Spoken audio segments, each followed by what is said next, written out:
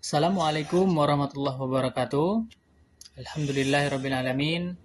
Segala puji bagi Allah Subhanahu wa Ta'ala yang telah memberikan kita nikmat iman, nikmat Islam, dan kesempatan untuk menuntut ilmu. Salawat serta salam semoga senantiasa tercurah kepada Nabi Muhammad SAW, keluarganya, para sahabatnya, dan seluruh pengikut beliau hingga akhir zaman. Pada kesempatan kali ini, kita akan membahas tentang hadis, yaitu salah satu sumber ajaran Islam setelah Al-Quran. Hadirin yang dirahmati Allah, secara bahasa, hadis berarti sesuatu yang baru atau berita. Adapun menurut istilah, hadis adalah segala sesuatu yang didasarkan kepada Rasulullah SAW, baik berupa perkataan, perbuatan, persetujuan, maupun sifat beliau, baik sifat fisik maupun akhlaknya. Nah, mengapa hadis sangat penting? Karena Allah Subhanahu wa Ta'ala memerintahkan kita untuk mentaati Rasulullah SAW. Al-Quran memberikan pokok-pokok ajarannya, sedangkan hadis menjelaskan rincian dari ajaran tersebut. Contohnya, Al-Quran memerintahkan kita untuk mendirikan sholat, tetapi tata cara sholat dijelaskan oleh Rasulullah melalui hadis itu sendiri. Nah, Rasulullah bersabda, "Shallu kama ra'aitumuni usolli." Sholatlah kalian sebagaimana kalian melihat aku sholat. Hadis riwayat Bukhari. Nah, dari hadis ini kita memahami bahwa ibadah harus mengikuti tuntunan Rasulullah SAW berdasarkan pendapat atau kebiasaan semata. Hadirin sekalian, dalam mempelajari hadis, para ulama sangat memperhatikan keaslian hadis. Oleh karena itu, hadis terdiri dari dua unsur utama, yaitu sanad dan matan. Nah, sanad itu apa sih? Sanad adalah rangkaian para perawi yang menyampaikan hadis dari Rasulullah SAW hingga kepada orang yang meriwayatkannya dalam kitab hadis. Sedangkan matan adalah isi atau redaksi hadis itu sendiri.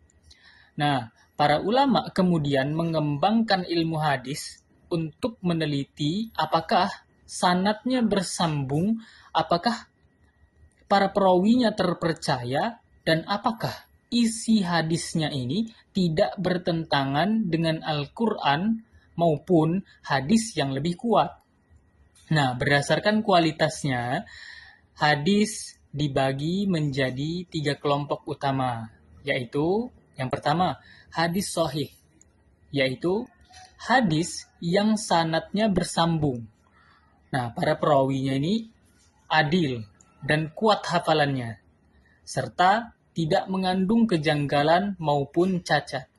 Yang kedua, hadis hasan, yaitu hadis yang hampir sama dengan sahih. Hanya saja tingkat ketelitiannya ini sebagian perawinya sedikit di bawah hadis sahih. Kemudian yang ketiga, hadis dhaif, yaitu hadis yang tidak memenuhi syarat sahih maupun hasan karena terdapat kelemahan pada sanad atau perawinya. Oleh sebab itu, ketika kita menerima sebuah hadis, apalagi dari media sosial, kita tidak boleh langsung menyebarkannya sebelum mengetahui sumber dan derajatnya.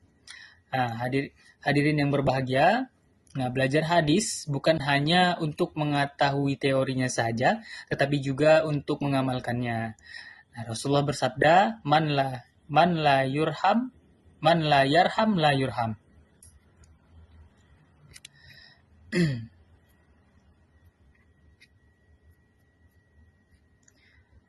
Barang siapa yang tidak menyayangi, maka ia tidak akan disayangi. Nah, hadis ini mengajarkan agar kita memiliki sifat kasih sayang kepada sesama manusia, kepada orang tua, kepada teman, bahkan kepada makhluk hidup lainnya. Sebagai pelajar, kita mengamalkan hadis dapat dimulai dari hal-hal sederhana seperti berkata jujur, menghormati guru, membantu teman, menjaga amanah, dan membiasakan akhlak mulia dalam kehidupan sehari-hari. Nah, sebagai penutup, dapat kita simpulkan bahwa hadis merupakan pedoman hidup umat Islam setelah Al-Quran. Hadis menjelaskan ajaran Islam secara rinci sehingga kita dapat beribadah dan berakhlak sesuai tuntunan Rasulullah SAW. Oleh karena itu, mari kita semangat mempelajari hadis, mengamalkannya, serta menyebarkan ajaran Rasulullah SAW dengan ilmu yang benar. Demikian materi yang dapat saya sampaikan. Semoga bermanfaat dan menambah kecintaan kita kepada sunnah Rasulullah SAW. Akhirul kalam, Assalamualaikum warahmatullahi wabarakatuh.